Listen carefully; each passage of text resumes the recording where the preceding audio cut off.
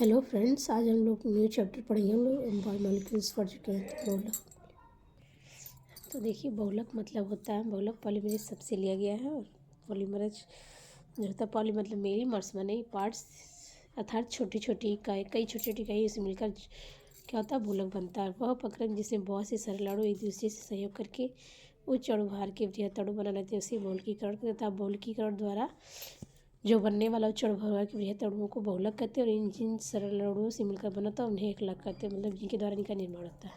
और एकलक के आधार पर बहुलक दो प्रकार के होते हैं, समबहुलक और सहबहुलक। समबहुलक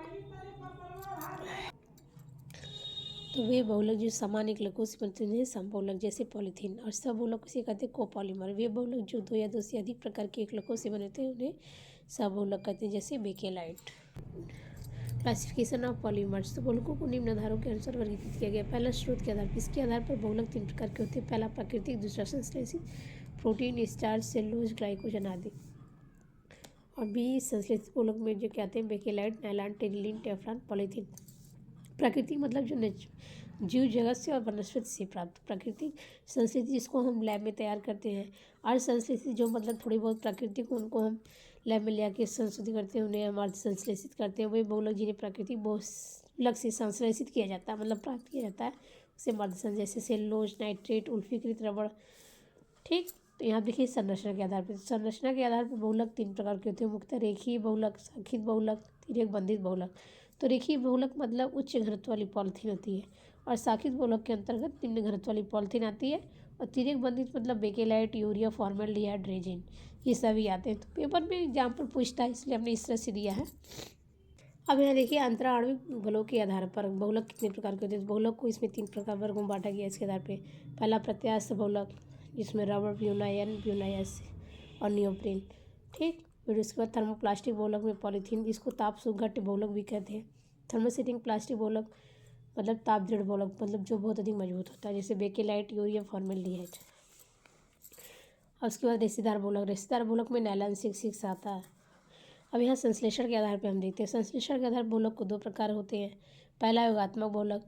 योगात्मक में देखिए समान एकलकों के योग द्वारा योगात्मक बहुलक बनते हैं। और इनके प्रत्येक पदों में सरल अणु का क्या होता है, निराकरण होता है, निराकरण नहीं होता। ये चीज़ ध्यान दीजिए, हमने गलत बोल दिया। और इनकी क्रियाविधि को मुक्त मूलक श्रृंखला वृद्धिकरण द्वारा स्पष्ट किया जा सकता है। यहाँ देखिए एग्जाम्पल हमने पॉलीथीन लिया।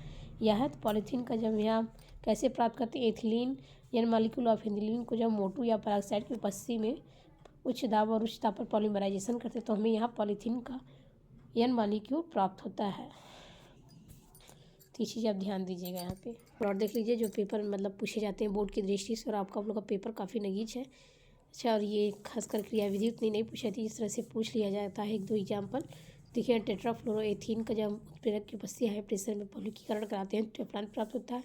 और विनाइल क्लोराइड का जब पॉलीमराइजेशन कराते हैं तो हमें पीवीसी पॉलीविनाइल क्लोराइड प्राप्त होता है। ठीक, तो यहाँ चीज़ ध्यान दीजिएगा। और फिर यहाँ देखिए योगात्मक बहुलक का क्या विशेषता है। योगात्मक बहुलकों के जो अणुभार होते हैं उनके एकलकों के अणुभार का पूर्ण गुणक होता है।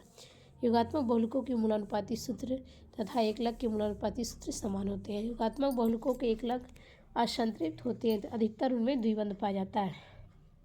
योगात्मक बहुलक अधिकतर समबहुलक होते हैं। अब यहाँ देखते हैं संघनन बहुलक।